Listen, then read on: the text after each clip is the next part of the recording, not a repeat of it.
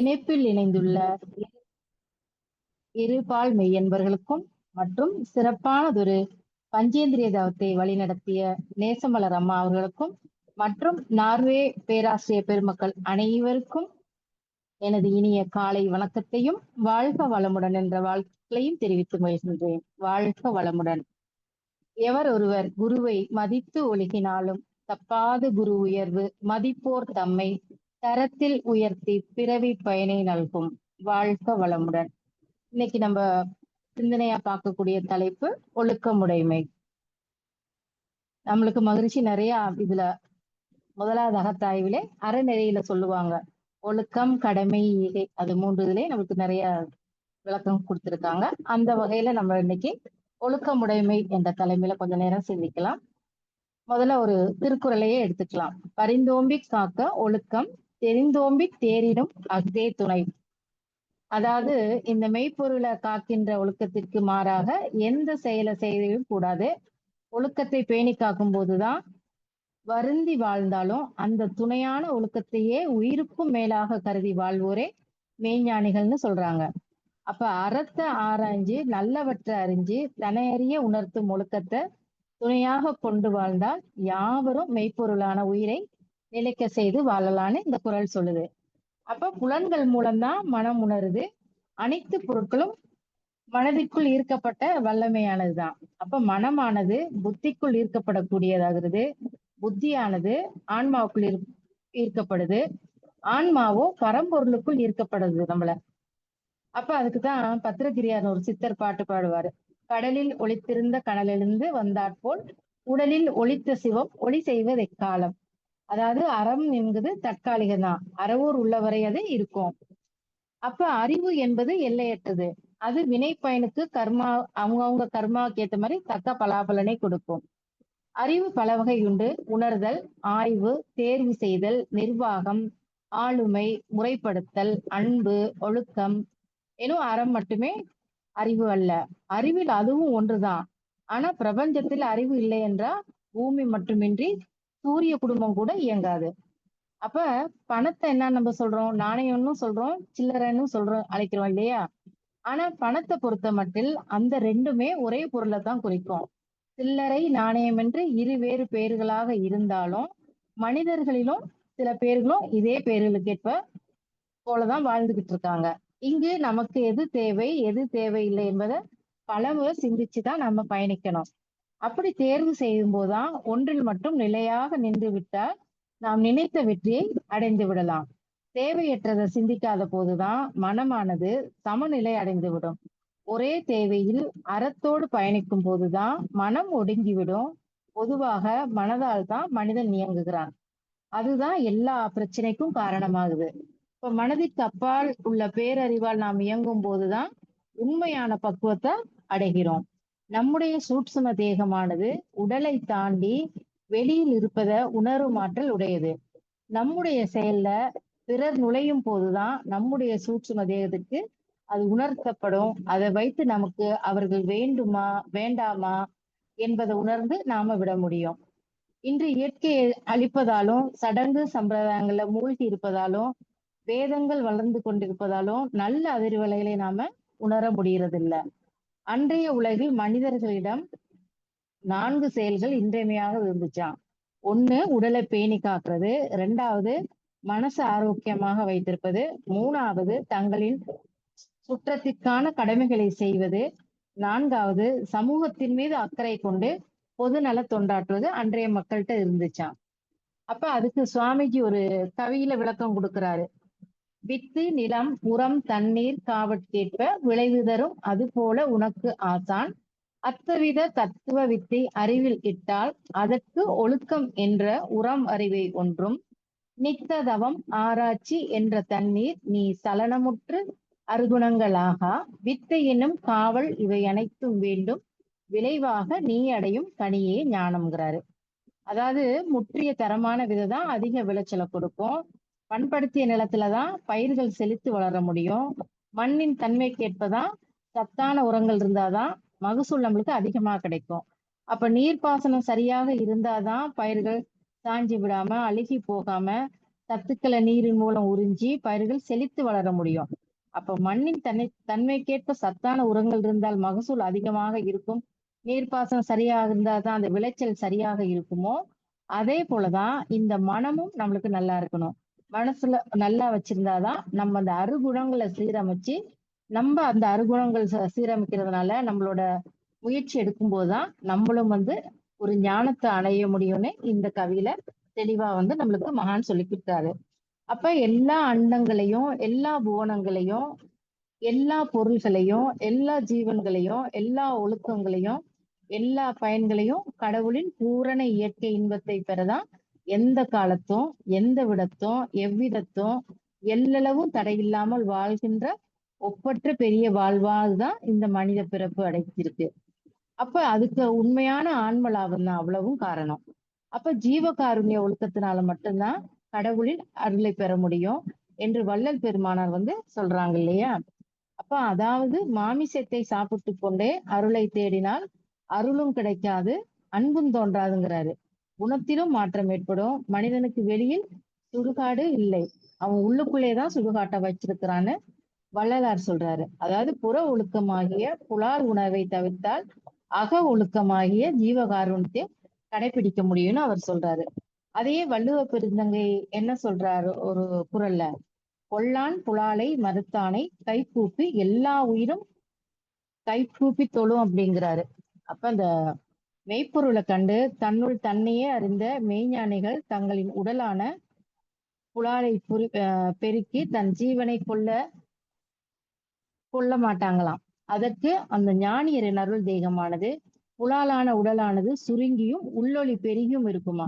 தங்களுக்குள் பொரியும் அமிர்தத்தை உண்டு அழியும் தேகத்தை கற்பக தேகமாக அவங்க மாத்துவாங்களாம். அத்தகு மரணமில்லா பெருவாழ்வை வாழும் ஞானியர்கள் தான் அருள் நிறைந்த அனுபூதிகள்ல இந்த உலகோர் யாவரும் அவங்கள கைகூப்பி தொழுவாங்களாம். அப்ப அந்த அளவுக்கு ஒழுக்கம் நம்மளுக்கு தேவைப்படுது. அப்ப ராமாயணத்துல ஒரு சம்பவம் பார்க்கலாம். வனவாசம் போயிருக்காங்க ராமரும் சீதையும். கூட அவங்களோட லட்சுமணும் போயிருக்காங்க 14 வருஷம். அப்போ ஒரு நாள் கூட எனக்கு தூக்கமே வரக்கூடாதுன்னு சொல்லி லக்ஷ்மணன் வரம் கேட்கிறாராம் கடவுள்கிட்ட. எனக்கு தூக்கமே வரக்கூடாது, நான் 14 வருஷமும் அண்ணனும் அன்னைக்கும் காவலா இருக்கணும் அப்படின்ட்டு. அதே நேரம் அவரோட மனைவி அரண்மனையில இருக்கிறா. அவங்க எப்படி வரம் கேட்கிறாங்களா நித்ரா தேவி கிட்ட, 14 வருஷமும் நான் தூங்கிக்கிட்டே இருக்கணும்னு அவங்க வரம் கேட்கிறாங்களாம். ஏன் அவங்க அப்படி வரம் கேட்கிறாங்கன்னா, முழிச்சிருக்கும் போது நம்மளை விட நம்ம கட்டின மனைவியை விட அண்ணா அண்ணி பெரியவங்களா அப்படின்னு லக்ஷ்மண் மனசுல வந்துருமா. அந்த எண்ணம் துளி கூட வரக்கூடாது. அவங்க அண்ணா அன்னைக்கு அவர் காவலா போயிருக்காரு, அந்த உயர்ந்தவங்கள அவங்க பாத்துக்கணும், அதுக்காக தான் இந்த வரத்தை கேட்கிறேன்னு இவருமேல அந்த வரத்தை கேட்கிறாங்களாம். அப்ப நம்ம சுவாமிஜி கூட என்ன சொல்றாங்க ஒழுக்கத்துக்கு, தனக்கோ பிறர்க்கோ தற்காலத்திலோ பிற்காலத்திலோ உடலாலோ எண்ணத்தாலோ தீங்கு நினைக்க கூடாதுன்னு சொல்றாரு. அப்ப அந்த அளவுக்கு ஒழுக்கம் நம்ம பேணப்படணும். அப்ப நாம என்ன பண்றோம், நாம ஒரு அழகிய ரோஜா மலர செடியில பாக்குறோம், பின்பு அதை பறிச்சு என்ன பண்றோம், நம்ம வீட்டுக்கு கொண்டு நமது வரவேற்பறையில இருக்கிற பூந்தொட்டியில வச்சு விடுறோம். அப்போ இப்பொழுது அந்த மலர் முன்பு போல இருக்குமானா இருக்காது. அத ஏன்னா அதை நம்ம தான் பொண்ணு எடுத்துட்டு தான் வரோம். செடியில இருக்கும்போது அழகா இருக்குது, நம்ம எடுத்துட்டு வரும்போது அது பாதி இறந்து போயிடுது. கொஞ்சம் கொஞ்சமா அது இறந்து போகுது.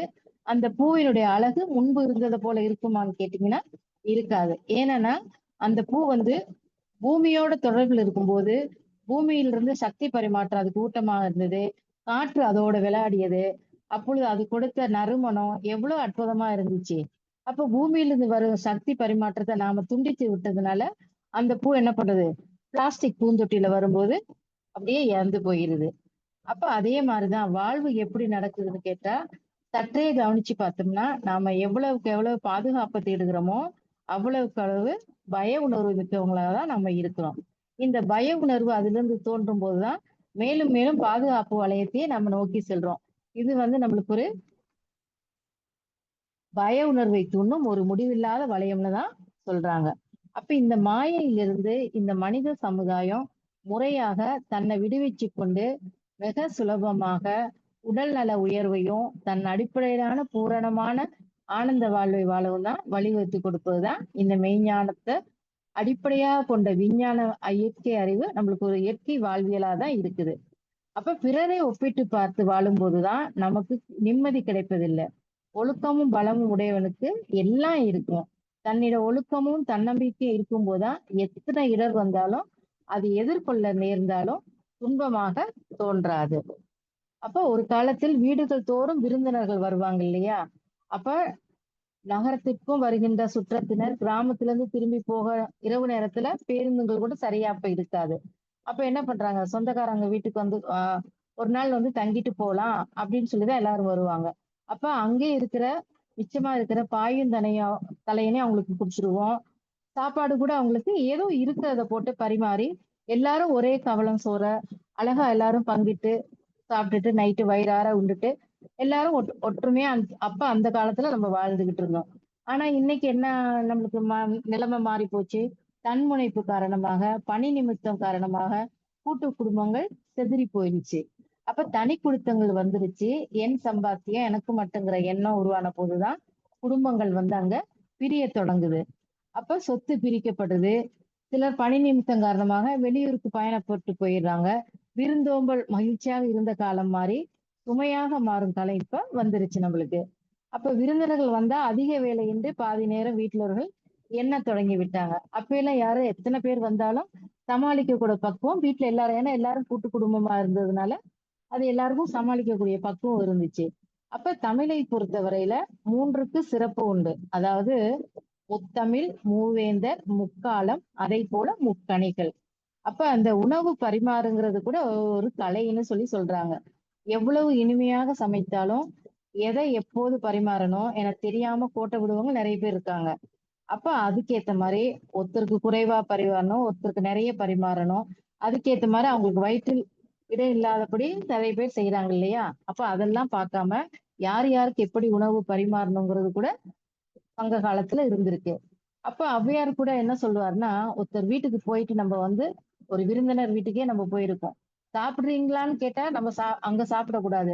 சாப்பிட்டுட்டு போங்கன்னு சொன்னாதான் நம்ம சாப்பிடணுமா. அதுக்கு ஔவையார் வந்து ஒரு கவியில கூட விளக்கம் கொடுப்பாரு. மதியாதார் முற்றம் மதித்தொரு சென்று மிதியாமை கோடி பெறும் உன்னீர் உன்னீர் என்று உபசரியார் தம்மனையில் உண்ணாமை கோடி பெறும் அப்படிங்கிறாரு. அப்ப நம்ம வீட்டுக்கு அவங்க வீட்டுக்கு நம்ம விருந்தினரா போயிட்டோம்னா நம்மள அன்பா உபசரிக்கணும். இருங்க இருந்து சாப்பிட்டுட்டு போங்க அப்படின்னு சொல்லும் போதுதான் நம்ம அந்த வீட்டுல வந்து சாப்பிடணும்னு ஔவையார் சொல்றாரு. அதுக்கு சங்க இலக்கியத்துல ஒரு பாட்டு கூட இருக்கு.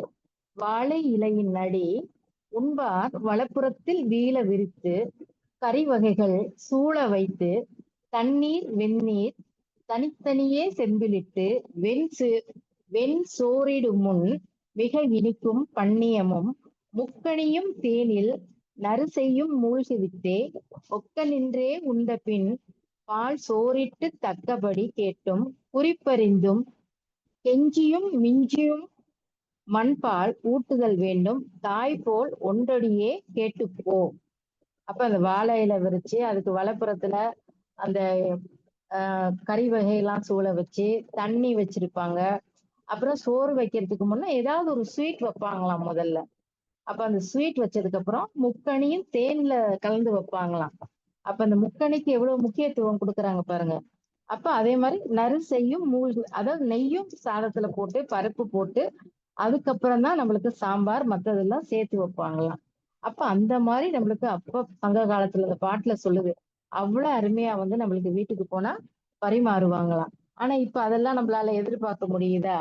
எதுவும் எதிர்பார்க்க முடியாது. ஏன்னா இப்ப வந்து சூழ்நிலைகள் வந்து நம்மளுக்கு மாறிடுச்சு. அப்ப அதுக்கு இன்னொரு பாட்டுல கூட சொல்லுவாங்க. சங்க கால பாட்டுல இன்னொரு பாட்டு கூட இருக்கு. எக்கரியின் நாட்டம் இவர்க்கென்றே நீயுணர்ந்தே அக்கரியை மென்மேலும் அள்ளிவை விக்குவதை நீ முன் நினைத்து நினைப்பூட்டும் நீர் அருந்த. அதாவது சில பேருக்கு சாப்பிட்டுட்டு இருக்கும் போதே விக்கல் வரும் இல்லையா? அப்ப அதுக்கு நம்ம முன்னாடியே தண்ணி வச்சிடணுமா.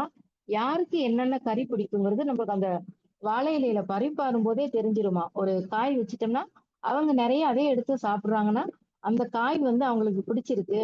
அப்ப அந்த காய் வந்து அவங்களுக்கு நிறைய நம்ம பரிமாறணும். அப்ப அவங்களுக்கும் ஒரு சந்தோஷம், வந்தவங்களுக்கும் விருந்தோம்பல் வந்து நம்மளுக்கு நல்லபடியா நடக்குது அப்படிங்கிறது இந்த பாட்டுல சொல்றாங்க. அப்ப அதே மாதிரிதான் நம்மளும் வந்து நம்ம ஒருத்தர் வீட்டுக்கு போகும்போது குறிப்பறிஞ்சு போகணும். இப்ப அவங்க வீட்ல ஏதாவது வேலையா இருக்கும்போது நம்ம அங்க போகக்கூடாது. நம்ம அவங்க எந்த டைம்ல அவங்க ஃப்ரீயா இருக்காங்க எல்லாம் விசாரிச்சுட்டு இப்ப வந்து நம்மளுக்கு போன் வசதி எல்லாம் இருக்கு. அப்ப பண்டைய காலத்துல வந்து அந்த வசதி எல்லாம் கிடையாது. அப்ப அதுக்கேத்த மாதிரி நம்ம போனா உபசரிப்பெல்லாம் அப்ப நடந்துச்சு. இப்ப நம்ம போன் போட்டு கேட்டுட்டு நீங்க வீட்ல இருக்கீங்களா? ஃப்ரீயா இருக்கீங்களா? வரலாமா? எல்லாம் கேட்டு விசாரிச்சுட்டு தான் இப்ப நம்ம போக வேண்டிய நிலைப்பு. இந்த நிலைமைக்கு ஏத்த மாதிரி சூழ்நிலைக்கு ஏத்த மாதிரி நம்மள மாத்திக்கணும். அப்ப ஆன்மீகங்கிறது என்ன? நம்முடைய ஆன்மாவை அறிவதுதான் இல்லையா? காலங்காலமாக தன்னை உணராம இங்கு தன்னை ஆன்மீகவாதின்னு அடையாளம் காட்டிக்கிட்டு கர்வம், ஆணவம், சுயநலம் போன்ற மானிட இந்த பதர்கள் போல சில போலி துறவிகள் போல வேடம் பூண்டு பிறர் பொருள் அடையறதுக்கு தான் அவனியில நிறைய பேர் வாழ்ந்து கொண்டிருக்கிறாங்க.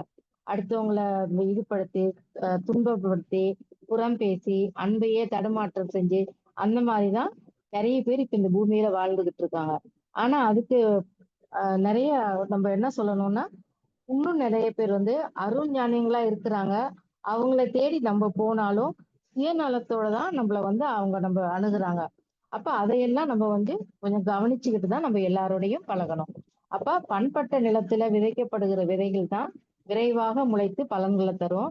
மகான்களின் ஒரு பரிசமோ ஒரு பார்வையோ ஒரு வார்த்தையோ பக்குவப்பட்ட சாதகனோட ஆன்மாவை முழுமையாக வரும்போதுதான் அவனை விழிப்பட செஞ்சு அவனை வந்து ஒழுக்க நிலைக்கு கூட்டிட்டு போகும். அப்ப மகான்களோட அருமையும் நம்மளுக்கு தேவை. அவங்களோட மகிமையும் நம்மளுக்கு தேவை. அப்ப நிலம் பண்படுத்தப்பட்டாதான் விதைப்பது நடந்தே தீருங்காரு விவேகானந்தர் வந்து. அப்ப நிலங்கள்ல தூவப்படுற விதைகளே இவ்வளோ இருக்குதுன்னா நம்ம மனசுக்குள்ள கொண்டு வர விதைகள் எப்படி இருக்கணும்? அப்ப நம்ம மனசுக்குள்ள வர்ற எண்ணங்களும் நல்ல தூய எண்ணங்களா இருக்கணும். அப்படி தூய எண்ணங்கள் வரும்போதுதான் நம்மளுக்குள்ளேயும் வந்து நல்ல மாற்றங்கள், நல்ல எண்ணம், நல்ல சொல், நல்ல செயல் இதெல்லாம் வந்து நம்ம கிட்டயும் வர ஆரம்பிக்கும். ஏன்னா நம்மளுக்கு வந்து நம்மளோட சுவாமிஜியே வந்து முதல்ல வந்து நம்மளுக்கு என்ன கொடுத்திருக்காங்கன்னா ஐந்தொழுக்க பண்பாடு தான் ஆரம்பத்துல கொடுத்திருக்காங்க. அதுக்கப்புறம் தான் அது நாளடைவில கொஞ்சம் கொஞ்சமா சுருங்கிதான் இரண்டொழுக்க பண்பாடா வந்திருக்கு. அப்ப ஐந்தொழுக்க பண்பாட்டு சிறப்புக்கு வந்து ஒரு பாட்டே கொடுத்திருப்பாரு, கவியே கொடுத்திருப்பாரு சுவாமிஜி. அறிவறிந்து இறையுணர்ந்த அனுபவத்தில் அறநெறியில் பிறலாழ்ந்து வாழ்ந்த முன்னோர் அறிஞர்களை ஞானிகளை வணங்கிக் கொண்டு அவர்களின் உலகளித்த வாழ்க்கை செல்வம் அறிவறிந்து மனிதகுலம் வாழ்வதற்கேற்ப அறநெறியின் தொகுப்புத்தான் ஐந்தொழுக்கம் அறிவறிந்த உள்ளொளியில் அனைத்து நலம் காத்து அகம் எனும் கருமைய தூய்மையோடு வாழ்வேன் அப்படிங்கிறாரு. அப்ப இந்த உடலுக்குள் உயிர், உயிருக்குள்ள அறிவு, அந்த அறிவு தான் தெய்வமா இருக்குது. அந்த பேரறிவான இறைநிலையானது தோட்டங்கள் அனைத்திலையும் சிற்றறிவாக இயங்கிக்கிட்டு இருக்கு என்ற இறைநிலை உணர்ந்த அனுபவத்துலதான் அறநெறி பெறலாம வாழ்ந்தவங்க தான் அறிஞர்களும் ஞானியர்களும். அப்ப அத்தகைய முன்னோர்கள் பெரியோர்கள் மக்கள் குலம் இனிமையாக வாழ்வதற்காக தான் வாழ்க்கை செல்வங்களை அழிச்சிட்டு போயிருக்காங்க. அப்ப அவர்களை எல்லாம் மனசார நாம வணங்கணும். அவர்கள் அளித்தவையெல்லாம் அறநெறியின் தொகுப்பாக எனது அறிவில் ஐந்தொழுக்க பண்பாடாக வெளிப்பட்டுள்ளத மக்கள் குலம் உய்ய நான் கொடுத்திருக்கேன் அப்படிங்கிறாரு சுவாமிஜி. அப்ப அறிவை அறிந்ததுனாலதான் ஏற்பட்ட உள்ளொளியாகிய அகத்துணர்வுல அனைத்து நலன்களையும் காத்து பிற உயிரை துன்புறுத்தாமலும் துன்பப்படுவதற்கு உதவியும் வாழும் பண்பாடை தான் தற்காலத்துக்கு ஏற்றதுன்னு அவர் சொல்றாரு. அப்ப எனது அகமாகிய கருமயத்தை ஐந்தொழுக்க பண்பாட்டின் மூலம் தூய்மை செய்து வாழ்வேன். ஐந்தொழுக்க பண்பாடு நம் முன்னோர்களின் வாழ்க்கை செல்வமாகிய அறநெறியின் தொகுப்பு தாங்கிறத மகரிஷி சொல்றாங்க. அப்ப இதை உணர்ந்து கடைபிடிச்சாலே போதும் நம்மளோட கருமையின் தூய்மையாகும். இதுதான் ஐந்தொழுக்க பண்பாட்டின் சிறப்புன்னு சொல்றாரு. அப்ப அது நாளடைவுல என்னாச்சு? இரண்டொழுக்க பண்பா மாறிடுச்சு. நான் எனது வாழ்நாளில் யாருடைய உடலுக்கும் மனதுக்கும் துன்பம் தர மாட்டேன். துன்பப்படுவோருக்கு என்னால் முடிந்த உதவிகளை செய்வேன் நம்ம சொல்றோம் இல்லையா? அப்ப நம்ம யாருடைய உடலுக்கும் மனதுக்கும் துன்பப்படுத்த வேணாம். முதல்ல நம்ம உடம்புக்கு துன்பம் கொடுக்காம இருந்தாலே போதும். ஏன்னா நம்ம உடல் நலத்தை முதல்ல பார்க்கணும். நம்ம உடல் நலம் நல்லா இருந்தாதான் நம்ம அடுத்தவங்களோட உடல் நலத்தை நம்ம கவனிக்க முடியும். அப்ப நம்மளுக்கு முதல்ல துன்பம் கொடுக்காம இருக்கிறதுக்கு தான் அந்த உடற்பயிற்சி, காயகல்பம், மனசை நம்ம தெளிவா வச்சுக்கிறதுக்கு தான் அகத்தவம். அப்ப அந்த தவம் பண்ணி நம்மளோட தற்சோதனையும் பண்ணி நம்ம முதல்ல நம்மள சீரா வச்சுக்கணும். அப்ப நம்மள சீரா வச்சுக்கும் போதுதான் நம்ம அடுத்தவங்கள்ட்டையும் வந்து நல்ல விதத்துல நம்ம எதிர்பார்க்க முடியும். அப்போ நம்ம கிட்ட இங்க எல்லா குறைகளையும் வச்சுக்கிட்டு நம்ம உடற்பயிற்சி செய்யாம, காயகல்ப பயிற்சி செய்யாம, தவம் எதுவுமே செய்யாம நானும் மன்றத்துக்கு போறேன்னு சொல்லி நம்ம இருந்தா அதுக்கு எந்த பிரயோஜனமும் கிடையாது. முதல்ல நம்ம கிட்ட வந்து அந்த பயிற்சியோட என்ன சொல்றது பலன் வந்து நம்ம கிட்ட தெரியணும். நம்ம கிட்ட தெரியும் போதுதான் அந்த பயிற்சியோட பலன் முழுசா நம்ம கிட்ட வர ஆரம்பிக்கும். ஏன்னா அந்த பயிற்சி செய்ய செய்யதான் நம்ம மனசுக்கு ஒரு பக்குவ நிலை வருது. அந்த பக்குவ நிலையை நம்ம வரும்போதுதான் நம்ம எல்லா இதுலயும் தெளிவா இருக்க முடியும். அப்ப அந்த அந்த தெளிவு வரும்போதுதான் நம்ம கிட்டயும் நிறைய மாற்றங்களை நம்ம உணர முடியும். அப்ப அந்த மாதிரி நம்ம பயிற்சியில முழுமையா நம்ம செஞ்சுட்டு வரும்போதுதான் நம்ம வந்து மன்றத்துக்கு போய் கூட அடுத்தவங்களுக்கு இந்த பயிற்சியை முழுமையா செய்ய முடியும். ஏன்னா நம்ம செஞ்சிருக்கோம். அதோட அனுபவம் என்னான்னு நம்ம தெரிஞ்சிருக்கோம். அது கூட மகிழ்ச்சி ஒரு கவியில எப்படி அழகா சொல்றாரு. என் வயது 3 முதல் இன்று மட்டும் யான் கண்ட காட்சிகளும் கேட்ட ஓசை மென்மையுள்ள ஸ்பரிசத்தால் உணர்ந்தவெல்லாம் முகர்ந்த மனம் சுவைத்தோழி இவையினோடு சொன்ன சொற்கள் செய்த செயல் செய்ய நினைத்த சோடனைகள் அத்தனையும் அறிவு தன்னில் என்ன விதமாய் பதிந்தோ எண்ணும் போது இவையெல்லாம் ஒவ்வொன்றாய் எடுத்துக்காட்டும் தன்மை என்ன தனித்தனியே தோன்றலேனோ தத்துவமாய் உள அறிவின் இயல்பு என்னென்று நின்று அறிவால் ஆராய்ந்தே நிசத்தை காண நின்றவன் அவ்வொன்றாய் பரிணமித்து மின்னெனவே மறைந்து மற்றும் வேறதாயும் மேலான ஆராய்ச்சியாயும் ஆகி பன்னிலையாய் மூளைதனில் பரமாகி கருவில் பரவு ரத்தச் சுழலாலே இயங்குவதும் கண்டேன். அப்ப அவரோட 3 வயசு முதல்ல கண்ட இருக்கிற வரைக்கும் அவர் எல்லாமே அந்த இதுல சொல்லியிருக்காரு. அப்ப அதே மாதிரிதான் நம்ம மன்றத்துக்கு எப்ப போய் சேர்ந்தோமோ அப்ப எப்ப பயிற்சி செய்ய ஆரம்பிச்சோமோ இப்ப நம்ம சேர்ந்து எவ்வளவு நாள் ஆச்சோ அந்த பயிற்சியினால நம்மளுக்கு என்னென்ன நன்மைகள் நடந்ததோ எவ்வளவு நம்ம எல்லாம் தாண்டி வந்திருப்போம் அந்த பயிற்சியினால எவ்வளவு பிரச்சனைகளை எல்லாம் ரொம்ப ஈஸியா ஹேண்டில் பண்ணிட்டு போயிருப்போம். அப்ப அதையெல்லாம் நம்ம வந்து அடுத்தவங்களுக்கு நம்ம சொல்லி கொடுக்கும் போது நம்ம ஒரு உதாரணமா நம்மள ஒரு உதாரணம் காட்டி நம்ம இந்த பயிற்சி எல்லாம் பண்ணதுனால நான் இப்படி இருக்கிறேன், இப்படி எல்லாம் எனக்கு வாழ்க்கையில நடந்தது, இதெல்லாம் தாண்டி வந்திருக்கேன்னு சொல்லும் போதுதான் இந்த பயிற்சியோட ஆழமும் அவங்களுக்கு புரிய வரும். புதிதாக வந்த அன்பர்களுக்கு புரிய வரும். ஓ இந்த பயிற்சியில இவ்வளவு விடயங்கள் இருக்குதா, இவ்வளவு இருக்குதா, இவ்வளவு சொல்றாங்களே அப்படின்னு அவங்களும் வந்து அதை ஆழமா சிந்திக்க ஆரம்பிப்பாங்க. அப்படி சிந்திக்கும் போதுதான் இந்த பயிற்சியோட ஆழம் வந்து அவங்களுக்கும் முழுமையா புரிய வரும். ஏன்னா நம்மளோட ஒரு உதாரணம் தான் நான் இப்படியெல்லாம் வந்திருக்கேன்ப்பா, இதெல்லாம் நான் செஞ்சிருக்கேன், செஞ்சதுனாலதான் நான் இப்படி இருக்கிறேன், இப்படியெல்லாம் என்னால வர முடியுது நம்ம சொல்லும் போது அவங்களுக்கு ஒரு ஆர்வத்தை அங்க தூண்டும். அப்ப நம்மளும் நிறைய கத்துக்கணும், நம்மளும் பயிற்சியை விடாம செய்யணும், நம்மளும் நல்லபடியா வரணும், பயிற்சியை முறையா செஞ்சுட்டு வரணும்னு சொல்லி அவங்களுக்கு ஒரு உள்ளுணர்வு தோன்றும். அப்படி தோன்றும் போதுதான் இந்த மனவளக்கலை பயிற்சி எல்லாருக்கும் போய் சேரும். ஏன்னா மகான் கண்ட கனவு அதுதான். ஒரு தனி மனித அமைதிதான் உலக அமைதிக்கு அவர் வித்திடுறாரு. அப்ப நம்ம கிட்ட முதல்ல அமைதி வரணும். அந்த அமைதி எல்லாருக்கும் போகணும். இந்த சமுதாயத்திலையும் பரவணும். இந்த சமுதாயத்துல எல்லாரும் நல்லா இருக்கணும். நம்மளும் நல்லா இருக்கணும். நம்மள சுத்தி இருக்கவங்களும் நல்லா இருக்கணும். நம்ம வீடு, நாடு, சுற்றம், ஐவகை கடமை நம்மளுக்கு அதானே கொடுத்திருக்காரு சுவாமிஜி. அப்ப இந்த ஐவகை கடமையிலையும் இதுதான் தேவைப்படுது. இந்த அமைதி தான். தான், தனது குடும்பம், ஊர், சுற்றார், உலகம். இந்த இதுலயும் எல்லாருக்குள்ள அமைதி வரணும். எல்லாரும் நல்லா இருக்கணும். எல்லாரும் நல்ல பயன்பெறணும். இந்த மனவளக்கலை பயிற்சி உலகமெங்கும் பரவணும்னு சொல்லி நேரம் கருதி என்னோட இந்த சின்ன சிந்தனையை நிறைவு செய்கிறேன். சிந்தனையை செவிமடுத்த அத்தனை மெய்யன்பர்களும் அருட்பேராற்றல் கருணையினால் உடல் நலம், நீலாயுள், நிறை செல்வம், உயர் புகழ், மெய்ஞானம் ஓங்கி வாழ்க வளமுடன் என்று குருவின் நினைவில் நின்று வாழ்த்தி மகிழ்கின்றேன். வாழ்க வளமுடன், வாழ்க வளமுடன், வாழ்க வளமுடன். வாய்ப்புக்கு நன்றி அம்மா. வாழ்க வளமுடன்.